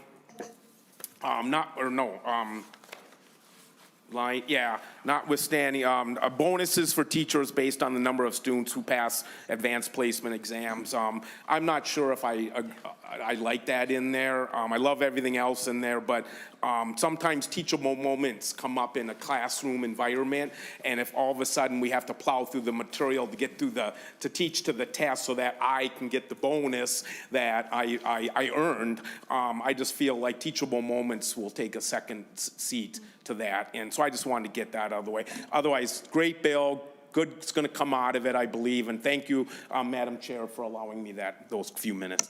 Absolutely. Thank you so much. And thank you, Senator Mann, for bringing this bill forward and including the discussion around the necessity to increase teachers of color and Indigenous as well as our students' representation, because we know when we have that representation, when we have those role models across the board, not just in education, but in business, in all kinds of different areas, and those students have that cultural responsiveness that comes from those teachers that understand the situations that our students are often in or are living, with that diverse perspective, that we have improved academic achievement for our students. And so it takes all of these different things and not excluding to ensure that our students have those rigorous, challenging, successful academic opportunities. So thank you again for bringing this bill forward. And so with that, Senate File 510 will be laid over for as amended, will be laid over for possible inclusion. Thank you. We are not shutting myself down yet. We're going to move on to Senate File 856. This is Senator Gustafson's Office of the Inspector General. It's to create that position. And members just know that this bill has many stops. This is the first one and will be jointly presented by Senator Gustafson and Senator McEwen. And so let's see. Senator Gustafson, would you like to move Senate File, is it 856? Yep, 856. Yes, Madam Chair, we also have an amendment. Okay, if you would please share your amendment. Thank you, Madam Chair. The amendment is some technical changes, lines 1.2 through 1.4, technical amendment to divide the bill into 2 articles, lines 1.5 to 1.8, 1.11 through 112, and 120, removes waste from the bill wherever it happens, including the definition of the term in Section 4 of the bill. Lines 1.9 through 110 clarifies that the definition of abuse for personal gain applies to a person's spouse, parent, child, or other legal dependent, or to an in-law of the person's child. Lines 1.13 and 1.19 provides that the duties of the IG include alerting relevant commissioners on an emergency basis with recommendation to freeze or cease distribution of funds. Lines 1.21 through 25 exempts MDE positions in the student maltreatment program or other MDE positions related to student maltreatment under Chapter 260E from transfer to the OIG. Lines 1.26 and 2.16 explicitly abolishes the existing duties of agency OIGs with MDE, DHS, and DCYF when the statewide OIG becomes operational and provides for transfer of activities to the statewide OIG. And lines 2.17 through 2.3 repeals the statutory language governing the MDE OIG when the statewide OIG becomes operational.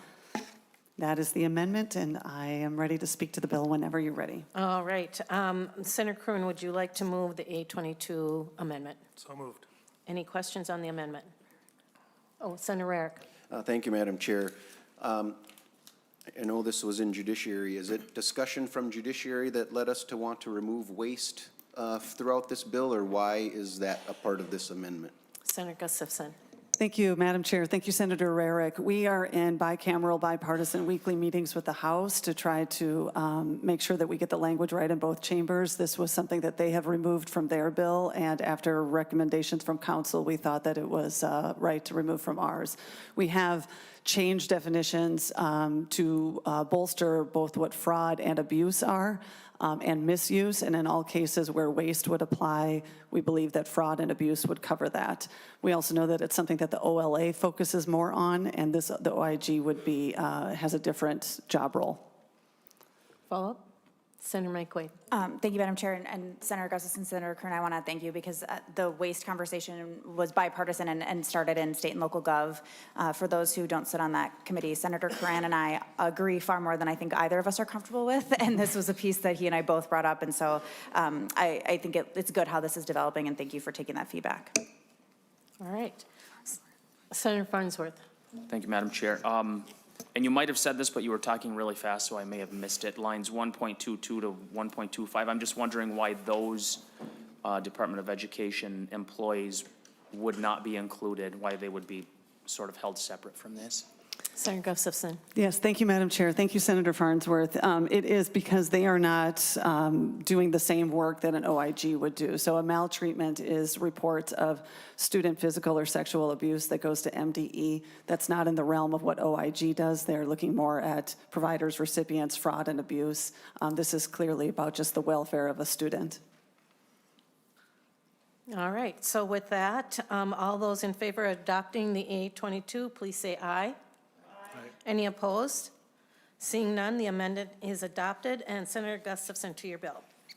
Thank you, Madam Chair, and thank you for the opportunity to speak here today on Senate File 856. It's a bill designed to strengthen our fight against fraud and abuse in state government. The bill is about accountability, it's about protecting taxpayer dollars, and it's about ensuring that public programs serve the people of Minnesota and not those who seek to exploit them. Senate File 856 establishes the Office of Inspector General as an independent entity responsible for investigating fraud and abuse in state government programs and agencies. The OIG will operate independently from executive agencies and report to the Chief Administrative Law Judge. The Legislative Inspector General Advisory Commission will be created to recommend candidates to the Inspector General position and provide oversight in public hearings. Key changes from the amendment as we went through before, so I can skip those, but I want to be clear that we all agree that fraud is a serious problem. As I sit here before you at the desk, you'll see something pretty rare, and that is a bipartisan authors co-presenting this bill. I want to thank Senator Kerwin for the hard work that he's put in with me as we craft this language. But every dollar lost to fraud is a dollar stolen from families who rely on those services. Every instance of abuse erodes public trust in government. And yet when we put forward a solution, an independent statewide Office of Inspector General, I am disappointed at some of the criticisms we received. There is letters from both MMB and MDE on your desks. And I want to respect the work that they've done, but I'd also like to address some of the inconsistencies before I know that they, as stated in the letters. The first claim is that the bill will disrupt agency expertise and make it harder to catch fraud. Agencies argue that separating fraud investigations from individual departments will create distance between investigators and subject matter experts. But the reality is that this bill explicitly preserves key agency functions where expertise is critical. The Department of Human Services will retain its Medicaid fraud investigators, for example, and licensing teams. The Department of Education student maltreatment team, as per the amendment, will remain in place to protect vulnerable students. The bill also allows the Inspector General to issue emergency alerts to agency heads, ensuring that immediate action when fraud is suspected. The truth is that agency fraud prevention we now have is good, but it is not nearly enough. We need oversight that is truly independent. The appointment process, the other claim is that there is an appointment process that is unconstitutional. It gives too much power to the legislature. I'd like to address this claim by stating that this MMB is claiming that it allows a legislative advisory commission to recommend candidates for inspector general violates the separation of powers. But we know that not to be true. The final appointment is made by the chief administrative law judge, who is an independent, nonpartisan authority. It is not made by the legislature. Other states like Massachusetts and Tennessee have similar appointment models for their inspectors general. Legislators will not be dictating the investigations. We have put enough safeguards to ensure that this office will be nonpartisan and as independent as possible. We are also understanding that there are some concerns and that Minnesota should follow a federal model and keep agency-specific inspectors general. We hear the argument that the federal government has inspectors general embedded within agencies, so Minnesota should do the same. But if we think about the way the federal government works, it's different. The federal government is massive. It has dozens of agencies, each operating with billions of dollars. It makes sense for each department to have its own IG. But Minnesota is not the federal government. We have a much smaller state bureaucracy, and we can be more efficient. 12 other states have statewide inspectors general, and they work. The model is not radical. It's necessary. There is also some pushback that the bill doesn't clearly define what's being transferred, but both of these things are explicitly carved out in our bill. DHS's background studies and licensing teams, Medicaid fraud and provider audit teams, the Department of Corrections internal oversight, and MDE's student maltreatment investigations. This bill does not create confusion, it creates clarity, and it does so in a way that prevents fraud from slipping through the cracks as it has. The final pushback is that there will create administrative costs. Opponents have raised concerns about HR, payroll, IT systems, essentially the nuts and bolts of setting up a new office. I want to remind everyone that the bill gives us nearly 2 years to implement these changes. The Office of Legislative Auditor operates independently. So does the Campaign Finance Board. We have models that work. This is not uncharted territory. If agencies are worried about administrative logistics, then let's work together to solve those problems. But it's not an excuse to block a bill that will protect taxpayers. Finally, the OLA audits government programs, and they look at compliance. They do financial reviews. But when fraud happens, when taxpayer money is stolen, when crimes are committed, that's where the Inspector General comes in and works with the OLA and the BCA. This bill clearly defines that separation. There is no duplication. There's only better oversight. I am disappointed to see so many concerns from these executive agencies, but I understand why something like this might create some questions. We have in good faith met with them and have reached out with bill language to address their concerns. But a reminder that this bill is written by a Democrat, a bill designed to strengthen fraud investigations, protect taxpayer money, and restore public trust. While agencies are also committed to fighting fraud, what they're doing is good but not enough. Our bill wants to help build on existing safeguards that will fill an obvious gap in the system. We can choose independence, transparency, and accountability. That's what this bill does. That's why it matters, and that is why I'm urging the committee to support it today. Thank you very much for that very thorough explanation. And Senator Cruen, do you have anything you can add to that? Thank you, Madam Chair. I'd just like to, I'll be brief. I just wanted to thank Senator Gustafson for really making this a truly bipartisan effort, and now with bicameral discussions as well, which is really exciting. A lot of work has gone into this bill behind the scenes, a lot of meetings, and what's really important is a lot of the feedback is being accepted and incorporated into the bill through amendments. So I think that's really important, and at the end of this, I'm confident we're going to have a really good, workable, and legal bill. One of my primary motivations for getting involved in this bill is because the embedded IG system we have right now isn't working. And I don't think it can work with the commissioners of an agency having direct control over an inspector general. The commissioner hires the inspector general. The inspector general reports to the commissioner. The commissioner has the power to remove or transfer an inspector general. In my view, the current arrangement is structurally insufficient. And so with our bill, we're trying to get at the inspector general serving as an independent entity responsible for ensuring accountability, transparency, and integrity in the operation of state agencies and programs. The Office of Inspector General must operate independently. And that's what our bill seeks to accomplish. And it's not just for MDE, but it's for all state agency. So thank you for the opportunity to present our bill here, and I look forward to the discussion. Thank you. I think we will move to our testifiers. We have technically less than 10 minutes. We probably will go over time just to get to this, but not too much. So if you do have questions, please formulate them very carefully. And so we will hear from the Deputy Commissioner of Minnesota Management and Budget.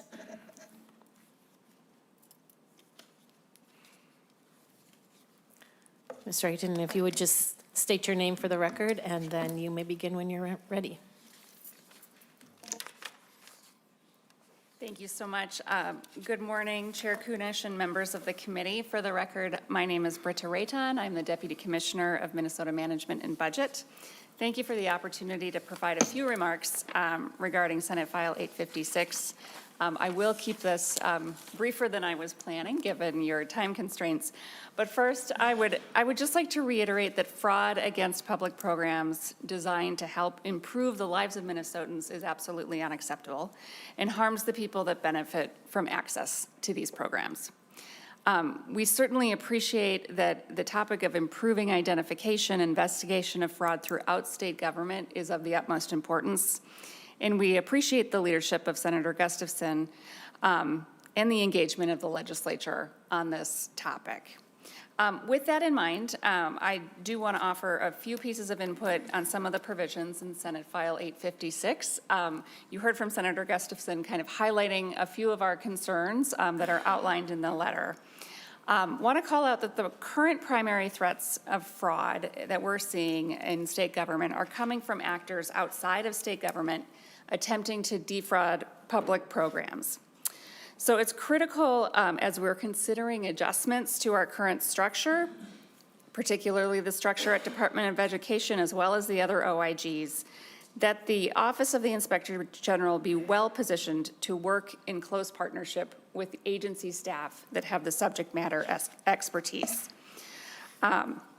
Those folks have working knowledge of how the programs function, and that makes them essential partners in detecting, helping to investigate, and responding to suspicious activity. So we do have some concerns. We want to continue the dialogue, obviously, about disrupting or creating additional structural distance and barriers between the folks administering the programs with that subject matter expertise and the investigators, given the current risk environment. And we just want to make sure we're not creating structures that add potential additional risk in this case. Senator Gustafson talked about us pointing to the federal model. The federal model does have embedded inspector generals within agencies, but has provisions that allows them to act independently. And so we do think having that close partnership with the agencies and the subject matter expertise on those programs is important. We do want to keep discussing this structure around naming the Inspector General and the working through the Legislative Commission to determine the candidates for that position. As noted, through our research, we're seeing that the state functions, the states that have OIGs typically have that position appointed by the executive with some level of oversight. So having that direct appointment come from the executive branch. And then the senator also pointed to some of our concerns about what is and is not included in terms of moving to a centralized OIG. Very much appreciate kind of carving out some of those functions that exist within existing OIGs that don't directly relate to kind of the traditional work of an OIG. Appreciate those changes and modifications to the language. We do just strongly encourage affirmatively naming the functions that are actually going to transfer, because we in talking to agencies, I think there is still some confusion about what is or what is not transferring from existing OIGs. And then finally, I want to remind the committee that the governor does have a comprehensive fraud package in his budget proposals that would give agencies tools to strengthen their investigative and enforcement activity, improve detection and oversight, and increase criminal penalties for frauds against public dollars. The governor's proposals would add additional internal controls, capacity at MMB, provide Minute and DHS tools to use AI in detecting Medicaid payment discrepancies in real time, and then provide expanded authority to stop payments and sanction bad actors by enabling agencies to withhold those payments when there's a credible threat or allegation of fraud. I know MDE is going to testify as well, but MDE also has some provisions to add to their capacity at MDE for legal capacity and investigative capacity as well. So thank you for the opportunity to comment on Senate File 856. Thank you so much. And next we have Director of Government Relations from MDE, Mr. Uni, if you would like to join us.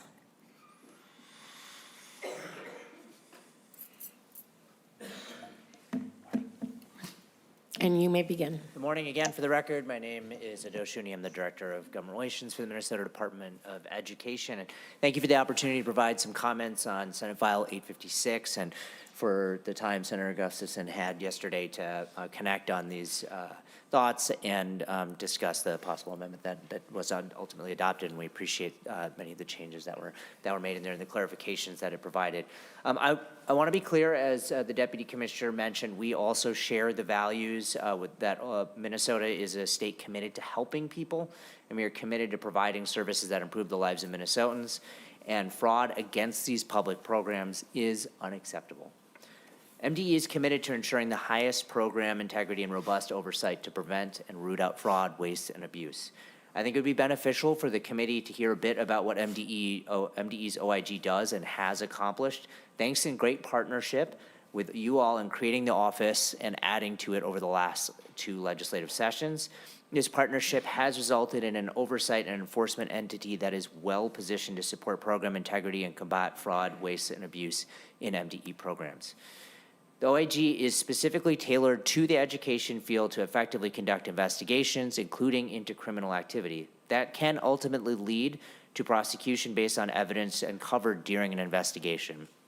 This requires the utmost level of care with regard to protocol and procedure, confidentiality, and cooperation with law enforcement entities. It also requires adequate due process protections to ensure sanctions withstand legal challenge. I'd like to share a few accomplishments that demonstrate the complexity of setting up MDE's OIG over the last few sessions. And again, as Deputy Commissioner mentioned, we do have a few additions because this is ongoing work. Since the establishment of the office, as of January 29th of this year, the OIG has received 140 complaints, with 80 of which are closed and 60 are open investigations. We've created an email and phone hotline where complaints can be made both by internal MDE employees as well as external complainants. We've created a tracking system. This is a temporary system recording complaints and their associated information, as well as track the status of cases, linked associated entities and individuals, and provide metrics on investigations. We established and implemented a framework for handling complaints and conducting investigations that follows the principles and standards of the Office of Inspector General, published by the Association of Inspector Generals. I have some more details I'll leave out about the specifics of the framework, but happy to share that with the committee if there are any questions there. We've built trusting and cooperative relationships between OIG and MDE leadership and program staff, and created strong relationships with law enforcement so that OIG can effectively collaborate and or cooperate on investigations and or prosecutions. And as I mentioned, as a continuous improvement organization in partnership with the legislature, there are components of the governor's fraud package in which MDE has additional budget and policy enhancements for this initiative. These included an additional OIG investigator, 2 legal counsels that will be focused on nutrition and charter school, supporting the nutrition and charter school teams, and software to enhance fiscal analysis and case tracking. And our policy changes, among other things, seek to remove program participants excluded by MDE from other Minnesota and federal programs, enhance recommended and actionable sanctions, further data further protects data investigations, and further refines definitions of waste and abuse to meet the educational context. I'd just like to highlight a few of the considerations for if MDE's OIG transitions to a statewide OIG that we've learned from our experience having OIG statutorily established and up and running at the department. We have ongoing and open investigations, as I mentioned, and established procedures around this. If MDE's OIG were to move to a statewide OIG, the committee should be mindful of the time it would take for the OIG to establish aligned procedures, effectively transfer open cases, build working partnerships with law enforcement, properly manage data classifications, and transfer and store information and data and case tracking. I appreciate Senator Gustafson's point of a phased ramp up of this, but these are just things to be mindful of along the way. Second, MDE's OIG has developed strong working relationships with MD staff and deep understanding of program areas, which are key to ensuring effective communication and information flow to OIG. These are necessary to thoughtfully and effectively impose sanctions that do ultimately withstand a legal challenge. And third, sanctions are a fundamental aspect of fraud, waste, and abuse prevention process and must be established clearly for effective enforcement. NDE in the statutes that were passed and some additional proposals we have this year has and will clearly have sanction authority through temporary stop payments and permanent sanctions to act upon OIG recommendations to the commissioner. And these, again, are based on statute. Critical in MDE's fight against fraud is stopping the money before it is dispersed to program participants. The authority currently in the bill may impact this MDE sanctionability, and we just say that the bill could benefit from some more clarifying language in that space. And then just finally, just say again, I really do appreciate the opportunity to provide some background on the great work we've done at MDE, again, in partnership with you all in the legislature of setting up the office and supporting the work, improving the work, hopefully continuing to improve the work to help prevent and combat fraud, waste, and abuse. And we appreciate the opportunity to, in partnership, as we all pursue together the best pathway forward for continuing to prevent fraud, waste, and abuse. Thank you, Mr. Do you have any response to either of the speakers or the testifiers? Either of you? Thank you, Madam Chair.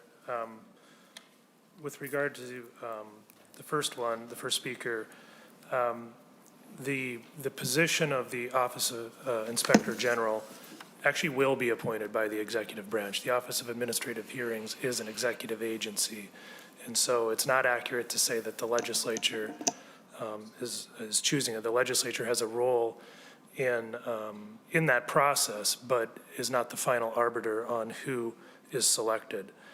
And so as far as structural efficiencies and barriers with potential barriers with having a centralized office house the inspector generals, there's nothing in our bill that would prevent the Office of Inspector General from making those decisions to have their deputy inspector generals, or however it's titled, office within agencies and work in those spaces. Our bill is intentionally silent on that issue so that the Inspector General can make those decisions in the best way that they deem appropriate, and then have the flexibility to change course and restructure to best meet the needs of that office to combat fraud and misuse. But there are ongoing discussions on that very issue with the other body, and which is structured a little bit different. So we are having those discussions. But from our perspective, the key thing here is that it's not necessarily where their office, but who they report to. And so that's the key part of that point. And then as far as the suggestion to affirmatively name job responsibilities that will be transferring, those are also ongoing discussions. And so there could be an amendment on that when it goes back to state and local government. The balance there is not to be too prescriptive to leave something out, but also to not sweep in things that are not within the job responsibilities of this new Office of Inspector General. As far as the sanctions comment from the Department of Education, I do believe our amendment took care of that issue in terms of freezing funding, that sort of thing. When you have the ability to sanction, that comes with it a whole host of other due process and other legal considerations. So the amendment does talk about where the Office of Inspector General deems fit to recommend to the commissioner to impose those sanctions. So I think our amendment does address that last issue. That's what I had for a response. I don't know if Senator Gustafson has more. Thank you, Madam Chair. I think I addressed it in my opening statement. We appreciate them being here and their concerns, but we have addressed those concerns and feel confident that going forward we can make technical changes where needed. Thank you. And as I said, this bill will be going through a number of different stops, and those improvements can be made along the way. Senator Rarick, you have a comment or question? Thank you, Madam Chair. Just a couple of quick ones for Mr. Uni.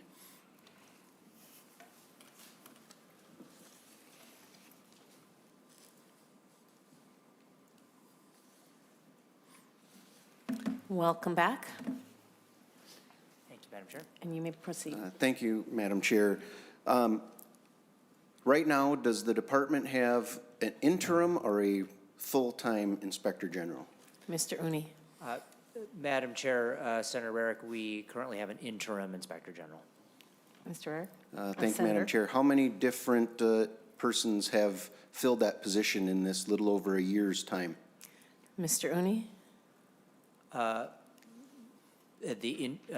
Just a clarifying question, Madam Chair. Senator Rarick, do you mean leading the Office of Inspector General or as an interim Inspector General? Senator? Madam Chair, as the Inspector General or the interim, how many people have held that position of Inspector General? Mr. Uni? Madam Chair, we've brought on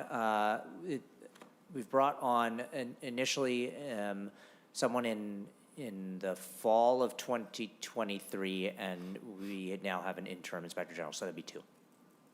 Senator Rarick? Thank you, Madam Chair. Instead of going on with a bunch of questions, I'm just going to make a couple of comments. I think part of the reason this bill is so important and necessary is it is my belief that a person was brought into that position who was incredibly well qualified, starting to do their job, and the commissioner then had that person reassigned.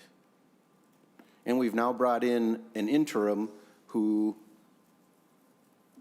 as I've looked into it, is not near as qualified as the original hire. And this is exactly why we need this position to be independent of the agencies. How can they possibly look into what the agencies are doing and have the ability to dig into what they need to dig into if they're going to have the very agencies they're supposed to be overseeing looking over their shoulder and questioning why they would possibly call something out? I want to thank you guys for all the work you've done on this. This is incredibly important. I really appreciate that you've started working with the other body. This is something that we need to get it right, and we need to do this. Minnesota's been in the headlines for all the wrong reasons. We're seeing more and more news articles come out here in Minnesota. What you're working on is going to go a long way in stopping and preventing that. So thank you, Madam Chair. Thank you, Senator. Senator Lucero, you had comment? Thank you, Madam Chair, and I want to reiterate the importance of this bill and the need for an Office of Inspector General. Senator Rarick just referenced the number of headlines. There's over $600 million in confirmed fraud that we know of so far during the Walz administration. There's over 60 open investigations into fraud in the Walz administration. We cannot expect that the agencies will police themselves. Clearly, Governor Walz has not made fighting fraud, waste, and abuse a priority, and Minnesotans are expecting and demanding action now. It is very frustrating that Governor Walz would send his agency representatives, the Department of Education and the Department of Management and Budget, with letters and testimony in opposition that demonstrates the lack of seriousness and lack of regard that Governor Walz has to this very serious issue. So again, Madam Chair, thank you to the bill authors as we continue to move this forward for the betterment of being a fiduciary in the taxpayer dollars. Senator Farnsworth. Thank you, Madam Chair. And first, I actually want to thank you, Madam Chair, for allowing us to go late. And I know that we're going late because we had a difficult conversation on the last one, but I think it's important that we do that. So I do want to thank you for this opportunity because I think this is a good bill. So the question, and I don't know if the bill's author can answer this or somebody else, I think we're specifically educationally related. We're here because of the Feeding Our Future fraud. I mean, that's where it started. Over $200 million was basically stolen from taxpayers. Who had oversight of that program? And I guess I'll just do the second part of the program. Who lost their job because they allowed the people of Minnesota to be fleeced for $250 million? And we might need to bring one of the testifiers back up. So I'm going to actually cut us off at this point, not because of the conversation, but I have a feeling it will take us into deeper conversations, and those are conversations that could possibly come up in other committees. I think I, for one, have a full schedule today, and so we're not going to go down that path. Perhaps if it comes back to this committee or we could recall it, we would do that. But at this time, I'm going to move that Senate File 856 as amended. If I could make some comments then, if I am not able to make it quick. Yeah, thank you, Madam Chair. So my point was going to be fraud occurred in the Department of Education and nobody was held responsible. And this sort of, I mean, this seems to be kind of a pattern. I mean, 2 bills ago today, there was a mistake made by the Department of Education that impacted the Duluth School District, and the department doesn't seem to want to take responsibility for that. And so we need something on the outside to hold their feet to the fire, because I know the answer. Nobody has lost their job over this. We've lost millions of dollars, and this is a good bill. So thank you, Senator Gustafson and Senator Kroon, for bringing this. Thank you so much. So with that, I will recommend Senate File 856 be recommended to pass and referred to the Committee on Health and Human Services. As amended. And all in favor, say aye. Aye. Any opposed? All right, this will move on to Health and Human Services. Just to let you all know that we are not meeting tomorrow. We will be meeting next week on Tuesday and Wednesday. On Tuesday, we'll be hearing from the new Department of Children, Youth, and Families, and Wednesday, we'll be hearing from Full Service Community Schools and Community Education. And with that, this committee is adjourned.